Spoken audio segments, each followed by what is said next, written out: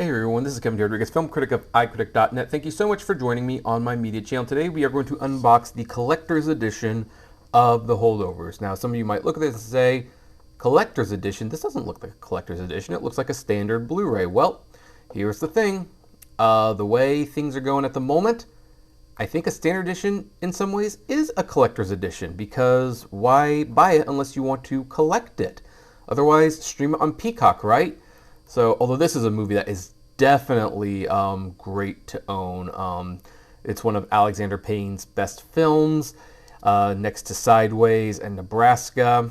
And it has a now officially Academy Award winner Divine J. Randolph for her performance. I wish we could say the same thing about Paul Giamatti, but there it is. So anyway, as you can see, it actually has a cardboard cover. Those are becoming more rare these days, but it is.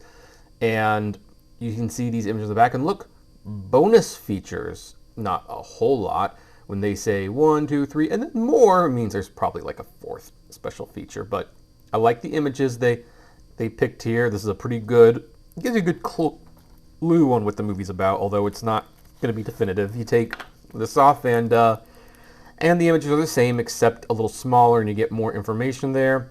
And of course, it comes with a Blu-ray, DVD, and digital copy. Let's take a look and see if this collector's edition does anything unique with either of those discs.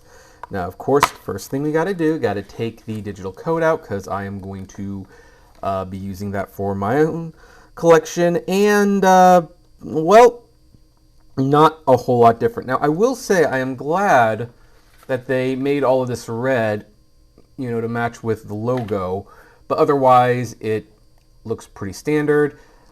This is the DVD, this is the Blu-ray, and so now you have both copies and a digital copy.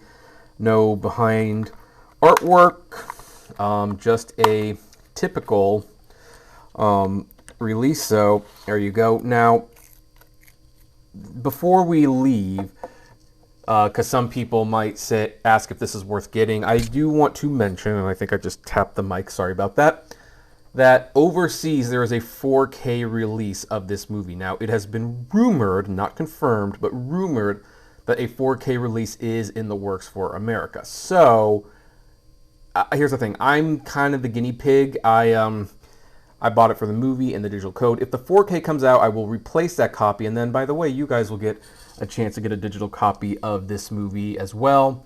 But that is not a certainty for the time being. Blu-ray is going to work, and you know, if it doesn't work for you, you can always play the import game. That's just kind of how it is. I just like to buy good movies stateside when I can, and this is one that deserved to be bought. So that's where we're going to be right now. Anyway, I'd like to know if you have this. Comment below, like, favorite, share, subscribe, and as always, flame responsibly. Have a good one.